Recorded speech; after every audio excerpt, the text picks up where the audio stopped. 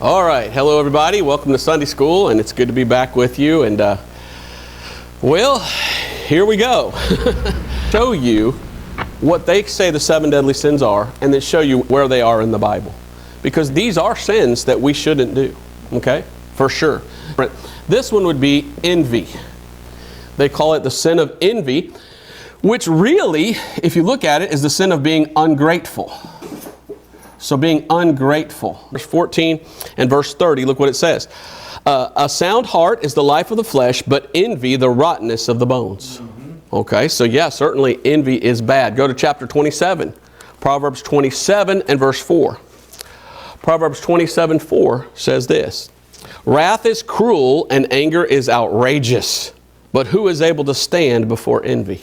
Is greed. And you know the word greed is not found in the Bible? Some of these terms are made up, like vice and like greed. But there is a term that is in the Bible, so this is the word covetousness. Covetousness. And that word is in the Bible. And so greed or covetousness, let's go to Exodus chapter 20 and verse 17. Exodus chapter 20 and verse 17, this has to do with want. Wanting something that's not yours. 20 and verse 17, the Bible says, Thou shalt not covet thy neighbor's house. Thou shalt not covet thy neighbor's wife, nor his manservant, nor his maidservant, nor his ox, nor his ass, nor anything that is thy neighbor's. So the next one is, number 3, lust. Number 3, lust. And they talk about lust and they kind of make it more of with sexual desire. So to them, it's more of a sexual lust. But you lust after other people sexually? Should we let these desires of the flesh burn in us? The Bible talks about burning in your lusts. Should you give in to that? Well, Jesus says this in Matthew chapter 5 and verse 28. But I say unto you that whosoever looketh on a woman to lust after her hath committed adultery with her already in his heart. Whew. Not good to look at women and lust. I see sometimes I'll be in town. And it is at the center of a controversy. A straight-A high school student says this outfit got her suspended for 2 weeks, and now she won't be able to graduate despite having multiple scholarship offers. NBC Charlotte's Tanya Mendes joins us live tonight. Tanya, you spoke with her parents and the school, and of course we know there are multiple sides to every story. I chuckle sometimes. It's sad. They have that awful vice, huh? One is gluttony. And gluttony is, according to the term, overeating. But they claim that it's wrong to overeat. Well, let's go to Deuteronomy chapter 21 and verse 20. There appear to be some verses that do make it look like we shouldn't, go to an extreme. And certainly you shouldn't go to an extreme when it comes to eating. You shouldn't eat too much. Deuteronomy chapter 21 and verse 20, what does it say here? And they shall say unto the elders of the city, This our son is stubborn and rebellious. He will not obey our voice. He is a glutton, and a drunkard. Temperance is learning how to control yourself. So temperance to me is self-control. Learning how not to overdo and go to an extreme.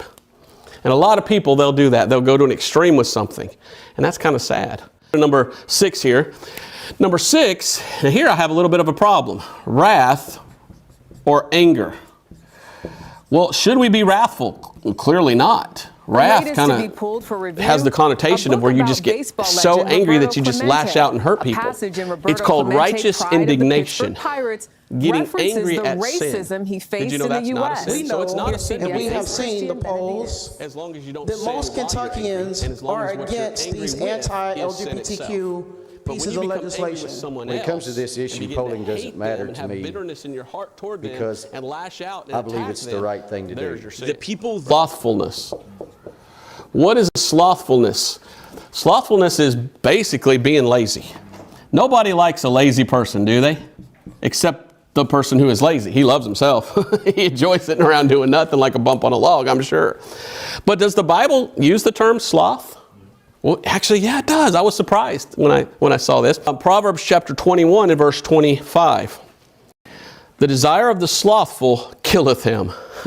So if you're lazy all the time, you're going to have a shorter lifespan than somebody that's working hard. Did you know that? My grandmother was 94. I watched her over her life that I knew her since the 70s when I was born. She would go outside and probably walk a mile every day. She would can, she would cook. She was always doing something, and if she was sitting down doing nothing, she was reading a book. She was always occupying her time and not being slothful. So the first one is their sin of pride. Well, you know that was the first sin in the whole universe, pride. Or vain glory. What is vain glory? Glory is wanting fame and attention, and vain is self, so it's making it all about you. A prideful person is, it's all me and you don't matter. You know, that is a sin to think it's all about you. You're nothing. You're a sinner. You need to see yourself as God does, and then you can come to Him for salvation and be saved, and then be what? A son of God. And now you're actually something in God's eyes. Boy, 8 and verse 13. Does the Bible teach that we should not have pride? Yes, as a matter of fact, it does. Proverbs chapter 8 and verse 13 says, the fear of the Lord is to hate evil, pride and arrogancy. You ever met anybody that was arrogant? Ooh, that ties in with that. Pride and arrogancy and the evil way and the froward mouth do I hate. So the fear of the Lord is to hate evil and to hate pride. So pride is a bad thing. Pride is indeed a sin. Who was the first to have pride? Satan. Satan said, you know what? I'm so beautiful. It's so great. So, you know what? I just might go up there and kick God out and take this whole thing